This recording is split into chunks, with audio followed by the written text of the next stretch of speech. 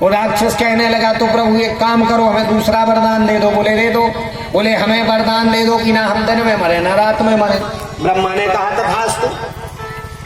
बोले भगवान ना ऊपर मरे ना नीचे मरे। बोले तथास्तु।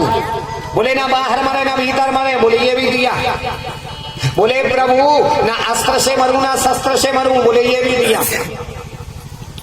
ना बाहर ना भीतर ना ऊपर ना नीचे ना अस्त्र से ना शस्त्र से ना देवता से ना दानव से ना राक्षस से ना जो है मैं 12 महीनों में मरूं। ब्रह्मा जी बोले ठीक है दिया।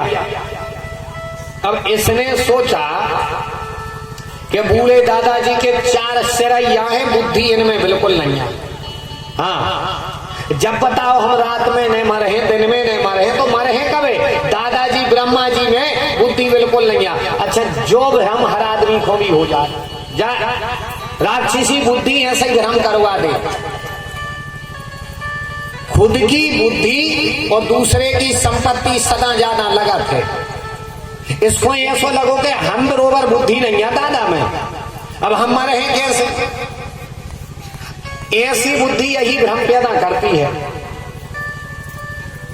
दूसरे की संपत्ति ज्यादा लगत है और खुद की बुद्धि ज्यादा लगत। अभी आप प्रैक्टिकल लियो, कोनो आदमी से प्रैक्टिकल करियो। आदमी से कहियो भैया फलाने के नाम बहुत पैसा है वो मान जाए। हाँ तो हे उल्टो सीधो कमा रहे धरे है सो है। कहियो भैया वो शरीर भी अच्छा है मान जाए कि हाँ है खात है परे है घरे डरे है और का है शरीर सब मान जाए। लेकिन अगर जा कही हो कि यार वो तुमसे ज्यादा है, बुद्धि में होशियार ज्यादा है, तत्काल कहने लगे तो अब तुम नहीं हमें जाना, बाबा तने मान है। और दूसरे की संपत्ति अपने ना कितना हुए दूसरे की ज्यादा लगत है। इसने कही भगवान हमें ये वरदान दे दो। इन्होंने कहा ठीक है। इस दैत्य को वरदान दिए। सुखदेव जी कहते राजन जाते जाते ब्रह्मा जी ने इसकी बहन होलिका को भी चुनरी दे दी। चुनरी दी और बोले आग का तुम पर असर नहीं होगा, वरदान दे करके गए। इस दैत्य का जो छोटा भाई था वो आया और उसने तो पृथ्वी को लिया और पृथ्वी को लेकर के रसातल में छिपा दिया। रसातल में छिपाया और वहां से लौट करके आ रहा था। रास्ते में नारद जी मिले। नारद जी से कहने लगा मुझसे युद्ध करो। नारद जी बोले नहीं नहीं मैं संत हूं, मैं तुमसे युद्ध नहीं कर सकता। राक्षस बोला नहीं मेरी भुजाएं फड़क रही हैं, युद्ध करो। नारद जी बोले सुनो, संतों में सदैव सत्संग होता है, संवाद होता है और मूर्खों में विवाद होता है। ध्यान देना, ये कथा हमें सिखाती है जहां दो संत हृदय जुड़ जाएं, जो भजनानंदी जुड़ जाएं, वहां पर सत्संग होता है, कथाएं होती हैं। और जहां पे दो मूर्ख बैठ जाएं वहां पर लड़ाई झगड़ा होता है। नारद जी कहने लगे मैं संत हूं, सत्संग कर सकता हूं, कथा बोलो मैं सुना दूं, कीर्तन बोलो मैं सुना दूं, लेकिन मैं लड़ाई झगड़ा नहीं कर सकता। मूर्खों में सदा विवाद होता है और बुद्धिमानों में संवाद होता है।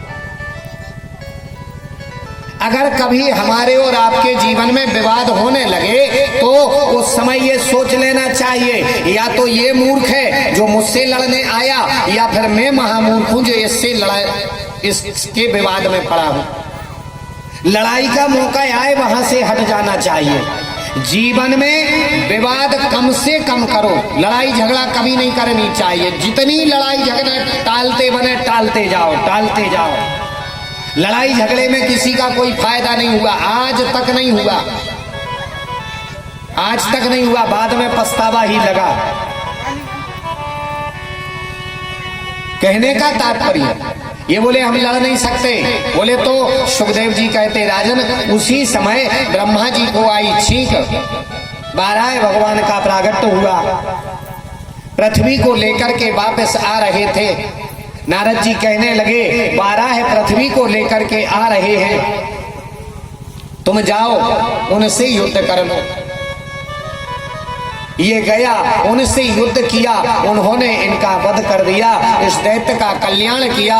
पृथ्वी को लेकर के आए, लेकिन पृथ्वी के मन में अभिमान आ गया, अभिमान आ गया। पृथ्वी के मन में अभिमान आया। पृथ्वी सोचने लगी देखो तो मैं इतनी प्यारी कि भगवान जो है मेरे लिए सूकर बन करके आ गए, अभिमान आ गया। अच्छा, भगवान यही नहीं चाहते, भक्त के मन में अभिमान आया और भगवान गए। हा? अभिमान में 3 गए, धन वैभव और वंश।